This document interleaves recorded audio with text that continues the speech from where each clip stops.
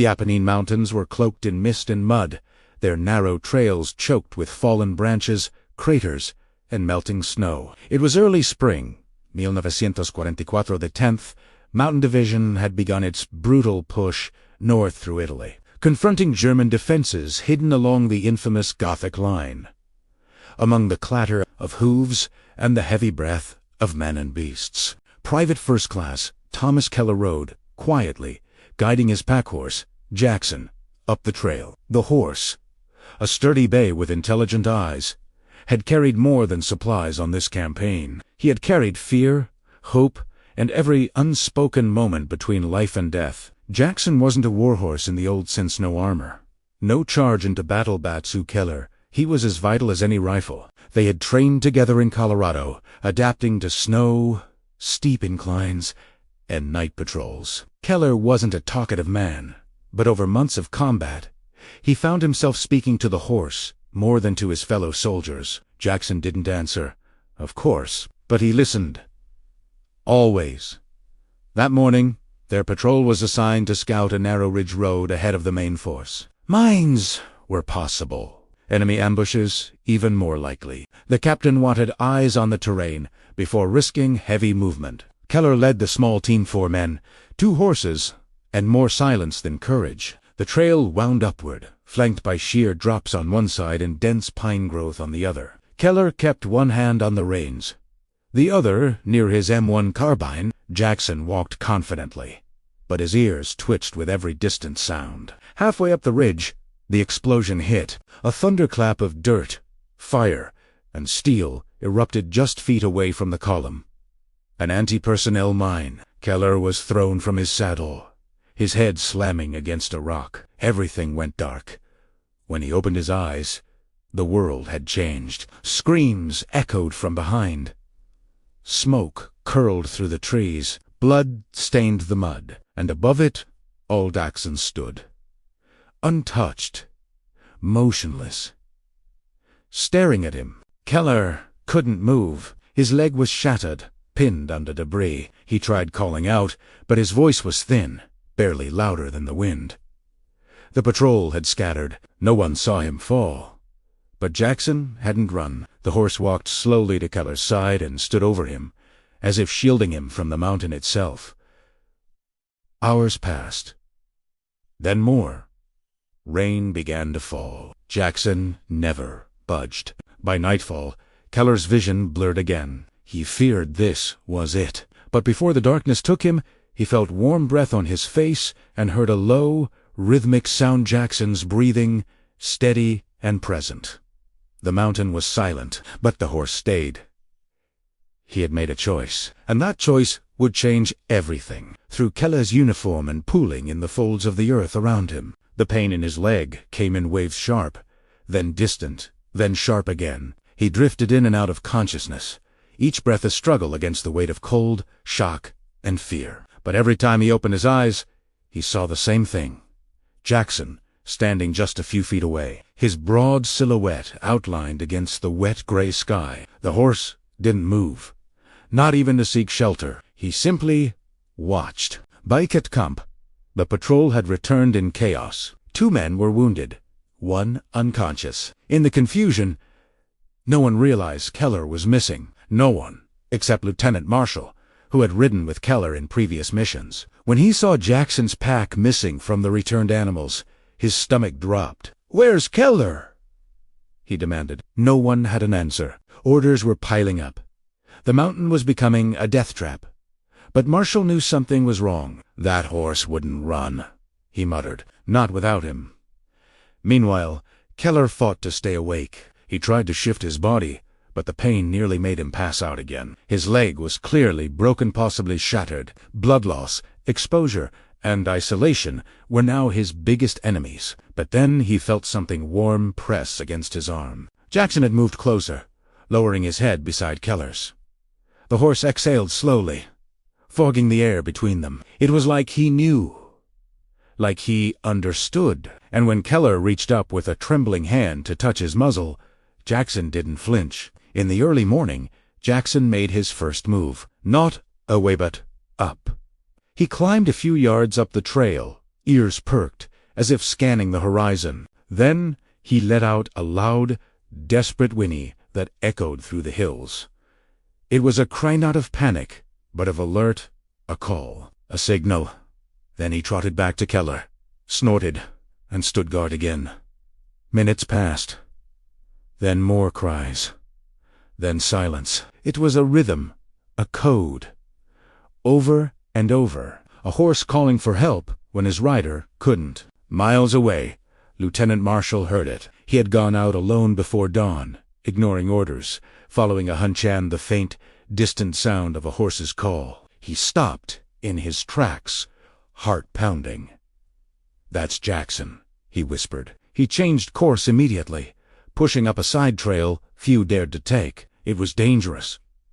Exposed, but instinct guided him. He knew Keller was still alive. He just didn't know how much time he had left. Back on the ridge, Kellner felt the cold beginning to pull him under again. But Jackson stayed close, his warm body a shield against the chill. In the fading light of morning, the bond between man and horse had become something deeper. Not just loyalty, not just training, but something almost sacred, one life, refusing to abandon another. Lieutenant Marshall advanced slowly through the fog-drenched pines, every step careful, every sense alert. He had no radio, no backup, and no guarantee Keller was even alive. But Jackson's calls had stirred something primal in him. He had served long enough to trust more than orders. He trusted instinct. And this time instinct said the horse was leading him somewhere. The mountains around him were deadly quiet, save for the drip of melting snow and the occasional flutter of startled birds. It was war's version of silence, heavy, suspicious, and full of ghosts. Back on the ridge, Keller's breathing had grown shallow. His lips were cracked, his skin pale and clammy. The hours had become a blur, a slow slide toward unconsciousness. But even as he drifted, he still felt Jackson beside him. The horse hadn't left his post once. He had braved wind, rain, and artillery thunder in the distance. He hadn't grazed, hadn't slept. His eyes moved constantly, scanning the ridge like a sentry. When Keller mumbled broken, disoriented words, Jackson would respond with a soft nudge of his nose, or a low grunt, the way a comrade would say, "I'm still here." Marcia soon found the first sign, a broken tree limb, stripped of bark, where a horse had brushed against it. Then muddy hoof prints, erratic but fresh, leading toward higher ground. He crouched and touched the prints, the pressure still soft in the soil. "You're close," he whispered. "I know it." The climb became steeper. His boots slipped more than once, but the fear of being too late drove him harder. If the horse had stayed, then Keller might still be holding on. He couldn't let the mountain win. The wind picked up, carrying the faintest echo of something strange. Not a voice, not gunfire, a snort, a stamp, a single hoof against stone. Marshall froze. He moved uphill quickly, but quietly, dodging between trees. Then he saw Italiano, a figatole proud, unmoving, silhouetted against the clearing mist. Jackson. The horse stood like a statue, his head high, watching Marshall's approach. And then, as if recognizing the lieutenant, Jackson stepped aside. Keller lay barely conscious, his eyes half-closed, lips trembling from cold and thirst. But when Marshall dropped beside him and grasped his shoulder, those eyes fluttered open. "You made it," Keller whispered hoarsely. Marshall nodded, choking back emotion. "No," he said. "He made it." He looked up at Jackson, who stood just feet away, head lowered, body stiff with exhaustion. It was clear now Jackson hadn't simply stayed. He had protected AF, and he had called for help. Marshall knew he couldn't carry Keller down alone, but he had something better. He gently approached Jackson, who didn't resist as the lieutenant removed the saddle and repacked it for a rescue carry. The horse stood still, steady as stone. He was ready. He had waited long enough. Now it was time to bring his rider home. Lieutenant Marshall tightened the makeshift harness over Jackson's broad back, looping the straps gently but firmly beneath the horse's belly. He moved with quiet efficiency, pausing only to check Keller's pulse and pupils. The soldier was still alive, barely but fading. Time had become their enemy now. The climb had taken hours, and the descent would be worse. The trail was narrow, the soil slick, and the enemy could be anywhere. But Marshall had no doubt Jackson was their only way out, and the horse, though exhausted, stood calm and still, as if he knew exactly what was at stake.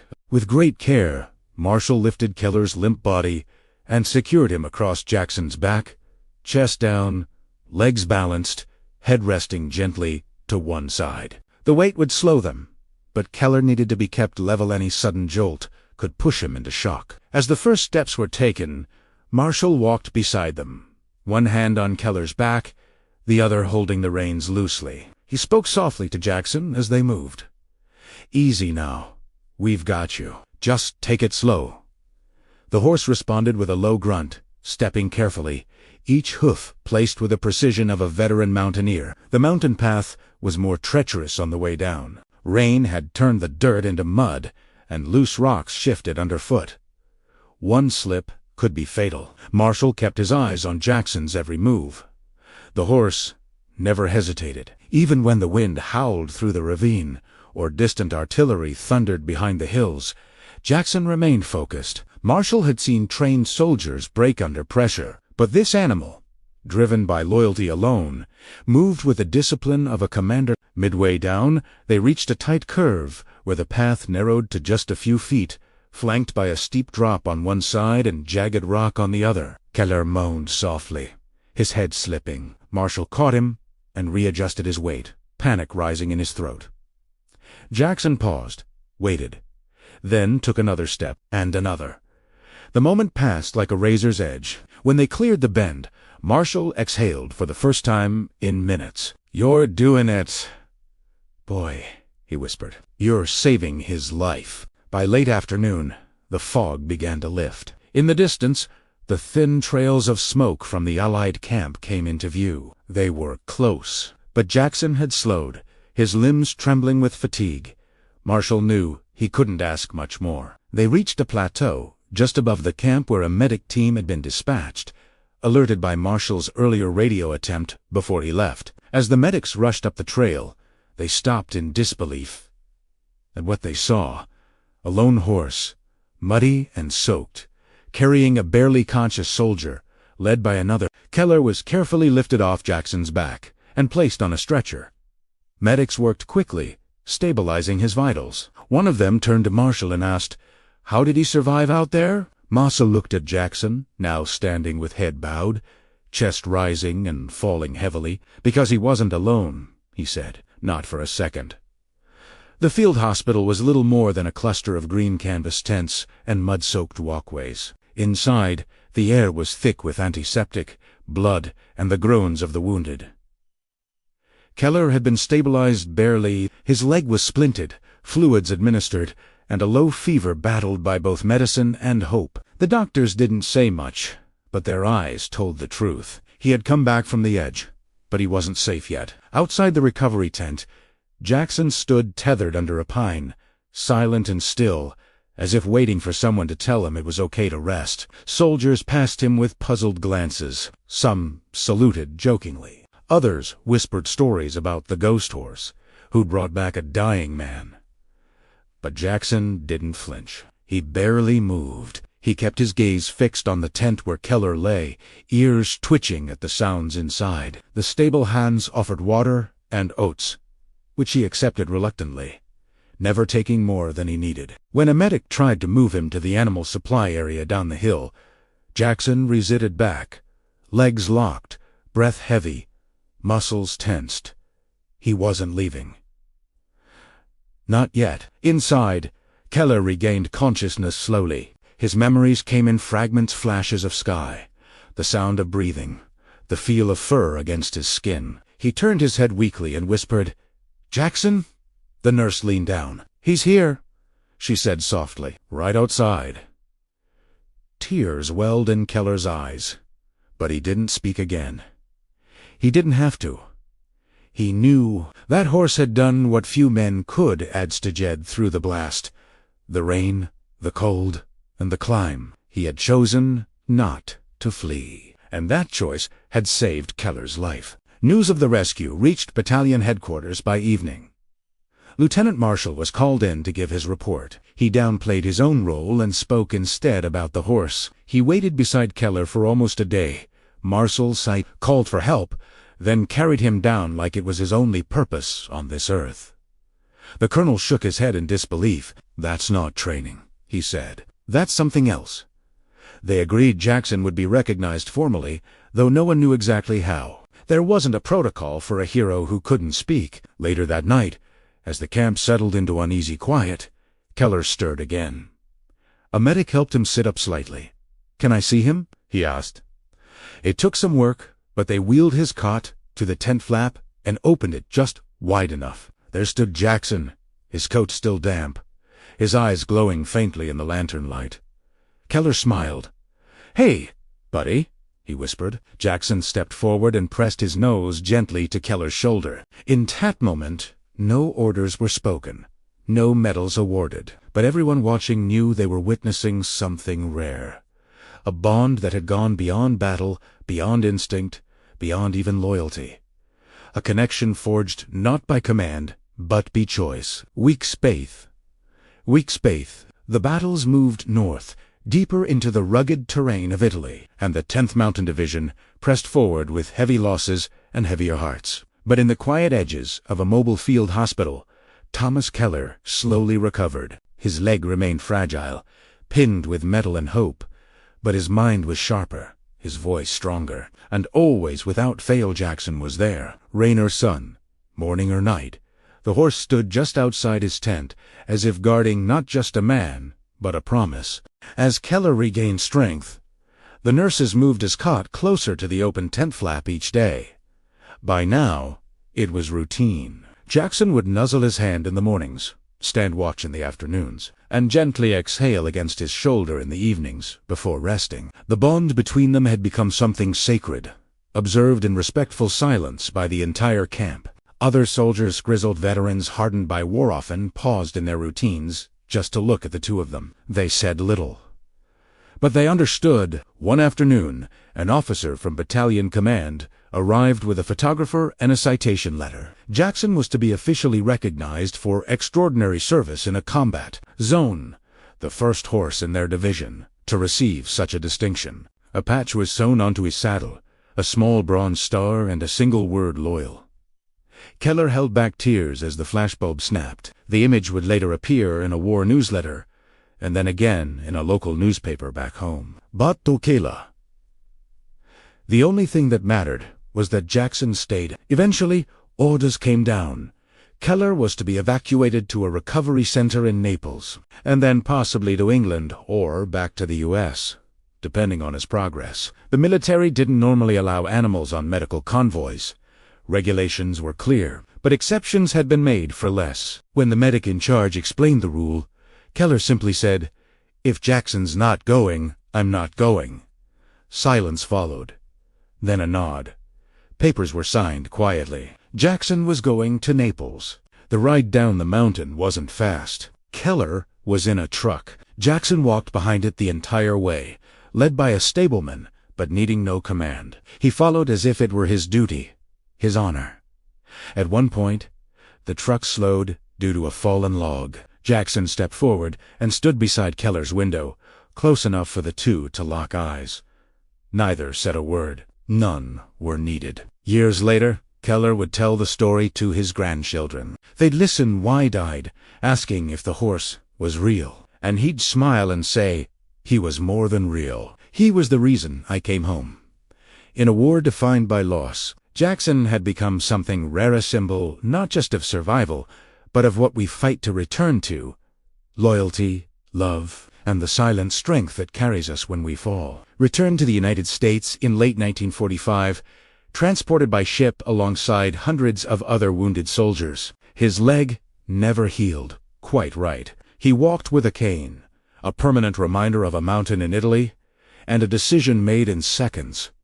But the pain didn't matter. What mattered was that Jackson had come home with him. Against all odds, through red tape and skepticism, the horse had been granted military passage. Not as cargo, as a companion. They were assigned to a small farm rehabilitation center in Colorado, set up for returning veterans. Jackson adjusted quickly. The cold mountain air, the open fields, it reminded him of the training grounds, where he and Keller had first learned to work together.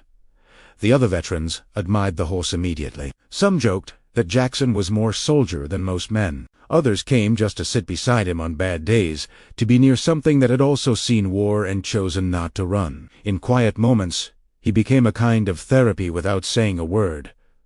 Keller tried to live a simple life. He worked odd jobs, helped on the farm, and spoke little about the war unless asked. But Jackson remained at his side always. They rode together in the mornings and sat together at dusk. Over time, a local journalist got wind of the story and published a feature titled "The Horse That Waited." It was a quiet piece, just a few columns.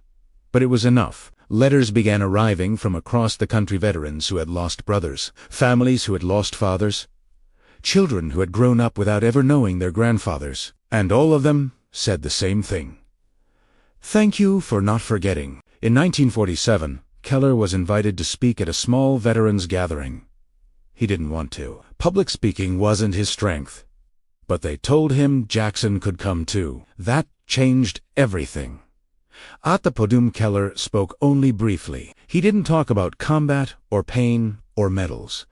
He talked about Jackson, about what it meant to be left behind, and what it meant to be chosen by an animal who could have run, but didn't. There wasn't a dry eye in the room. Jackson passed away in 1951, peacefully in his sleep, beneath the same tree he had stood under every evening since their return. Keller buried him near the fence line, marked the spot with a simple stone, and never let it become overgrown. He returned there often, cane in hand, sometimes bringing others, sometimes alone. "This is where I was brought back," he would say, "not just from the mountain, but from the war."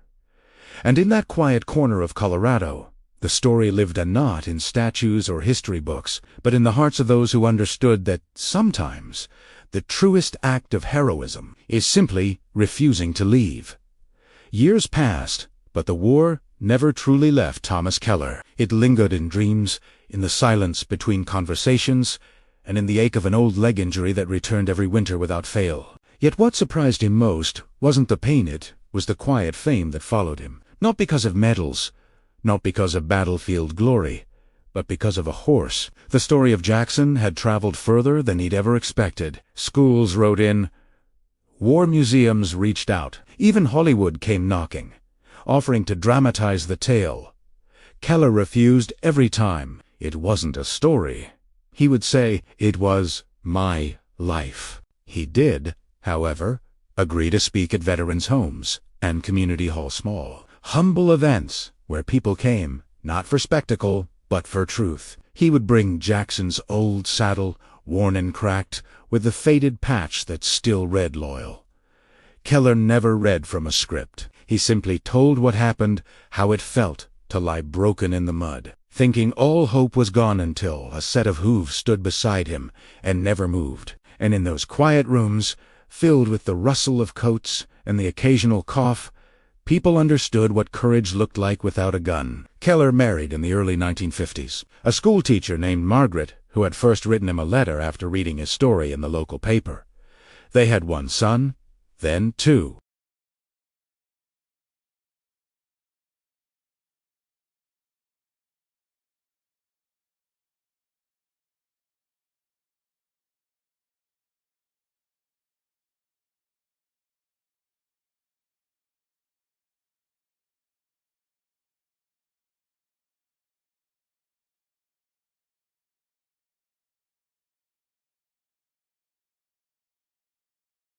When his oldest, David, joined the military in the late 60s, Keller didn't stop him. He only gave him one thing: a small, folded photos of Jackson standing beside him in the Italian mountains. On the back, he had written, "Never forget who watches when no one else does."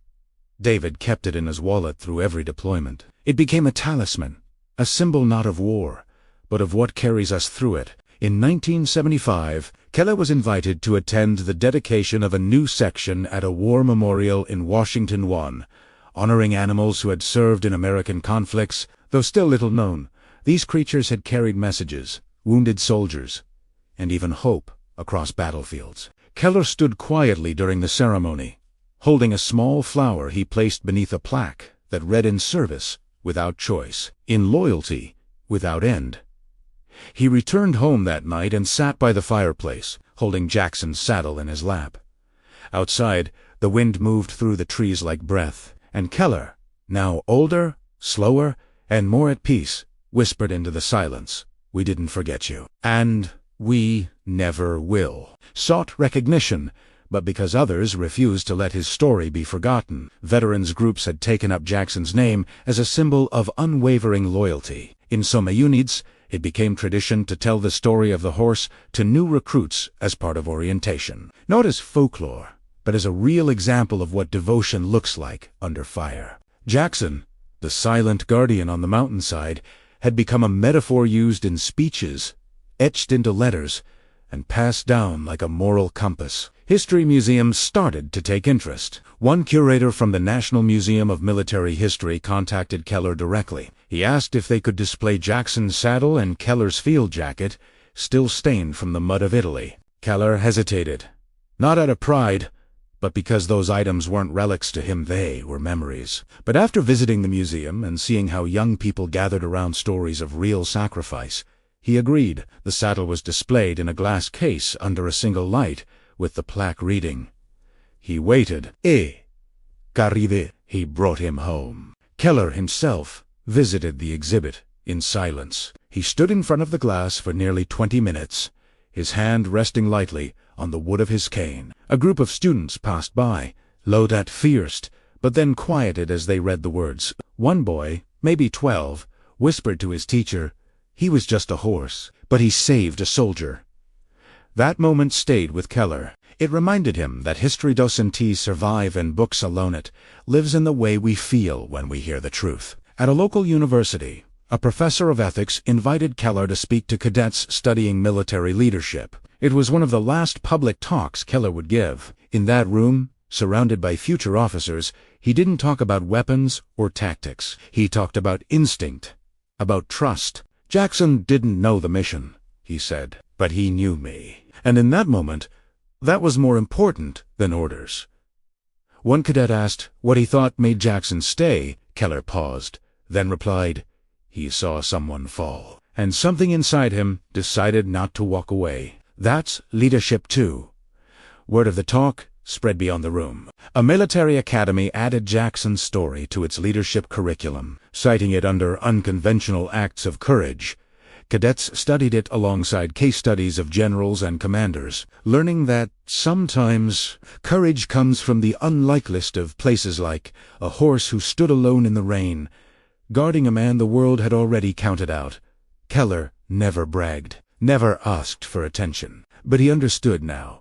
His survival had become more than a memory. It had become a living lesson, one that would outlast them all. Thomas Keller passed away quietly in the spring of 1989, just shy of his 70th birthday. His family was with him, and so were the memories of a life shaped not just by war, but by loyalty, endurance, and an unlikely friendship that had outlived the battlefield. In his final days, he had grown frail, but his voice never lost its strength when he spoke of Jackson. He didn't carry a flag.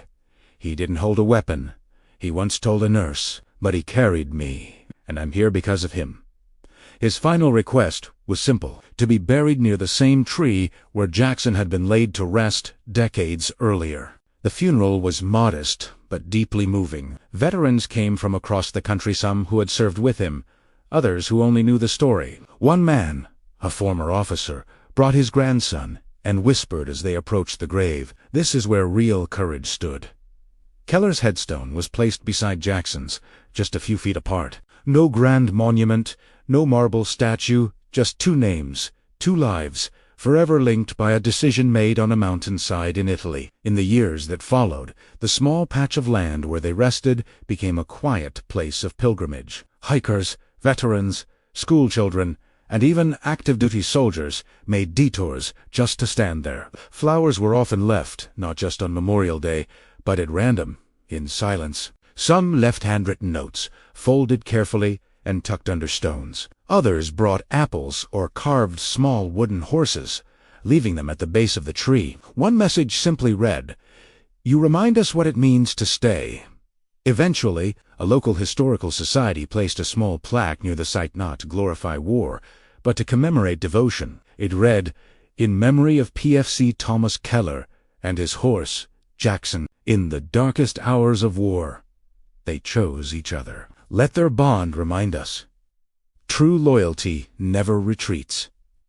It became not just a story of a man and a horse, but of something greater, of what it means to stand by someone when the world says it's time to run. Back at the military museum, Jackson's saddle remained in its glass case. The leather had darkened with age, but the patch was still legible, loyal. New generations would stop and ask about it. Docents would tell the tale, not as legend, but as fact. And always, someone would nod slowly and say, "That's the kind of story that stays with you." Because, in the end, Keller and Jackson didn't teach the world about war. They taught it about something far rarer. The quiet kind of heroism that doesn't demand attention, but earns remembrance. The kind that watches, waits, and refuses to leave.